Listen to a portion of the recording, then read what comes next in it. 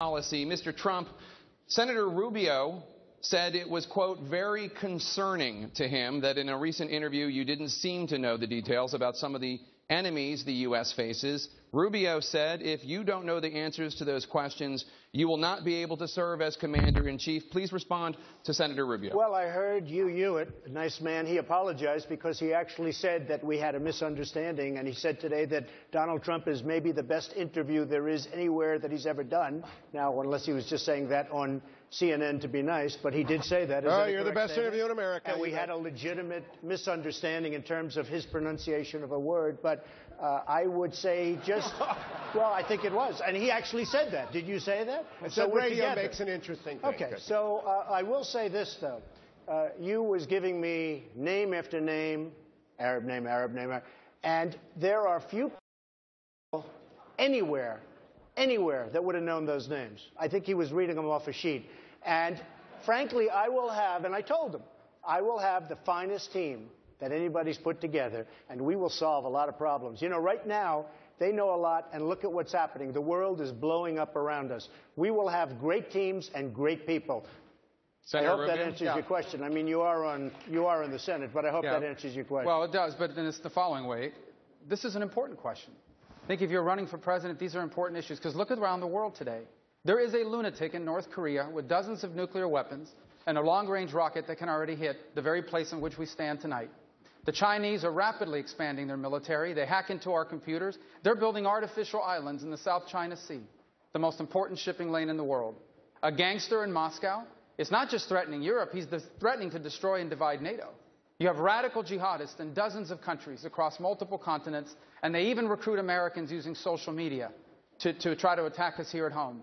And now we've got this horrible deal with Iran where a radical Shia cleric with an apocalyptic vision of the future is also guaranteed to one day possess nuclear weapons and also a long-range rocket that can hit the United States. These are extraordinarily dangerous times that we live in. And the next president of the United States better be someone that understands these issues and has good judgment about them. Because the number one issue that a president will ever confront, and the most important obligation that the federal government has, is to keep this nation safe. And today, we are not doing that. We are eviscerating our military, and we have a president that is more respectful to the Ayatollah in Iran than he is to the Prime Minister of Israel. Mr. Trump, Senator Rubio seemed to be suggesting that you don't know information. No, I don't think he's suggesting that at all. I mean, are you, Senator Rubio? I don't think he's suggesting that. Well, that's why we have a debate. I think that we should have a deeper debate about these issues, because there is no more important decision that a president will make. But are you saying that you have the knowledge to be the president that Mr. Trump does not have? Well, you should ask him questions in detail about the foreign policy issues our president will confront, because you better be able to lead our country on the first day.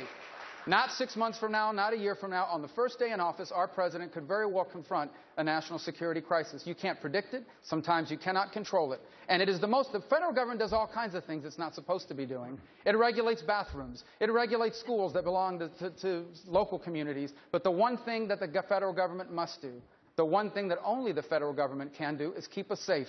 And a president better be up to date on those issues on his first day in office, or on her first day in office. Mr. Trump. Well, you have to understand, I am not sitting in the United States Senate with, by the way, the worst voting record there is today, number one. I am not sitting in the United States Senate. I'm a businessman doing business transactions. Okay. I am doing business transactions. I will know more about this, and as you said, that was very acceptable. And when you listen to that whole interview, it was a great interview. You said it, I didn't. Yeah, well, now I did. But I will, listen, just 1 second. Well, but he addressed just 1 second. I never get addressed, so when I do, I'm going to jump in. I will know more about the problems of this world by the time I sit. And you look at what's going on in this world right now by people that supposedly know this world is a mess. Senator Rubio, he did invoke your absentee record in the Senate. I'm proud to serve in the United States Senate. You know, when I ran 5 years ago, the entire leadership of my party in Washington lined up against me. But I'm glad I won, and I'm glad that I ran, because this country's headed in the wrong direction. And if we keep electing the same people, nothing is going to change. And you're right, I have missed some votes, and I'll tell you why, Mr. Trump. Because in my years in the Senate, I figured out very quickly that the political establishment in Washington, D.C., in both political parties, is completely out of touch with the lives of our people. You have millions of people in this country living paycheck to paycheck, and nothing's being done about it. We are about to leave our children with $18 trillion in debt, and they're about to raise the debt limit again. We have a increasingly dangerous, and we are eviscerating our military spending and signing deals with Iran. And if this thing continues, we are going to be the first Americans to leave our children worse off than ourselves.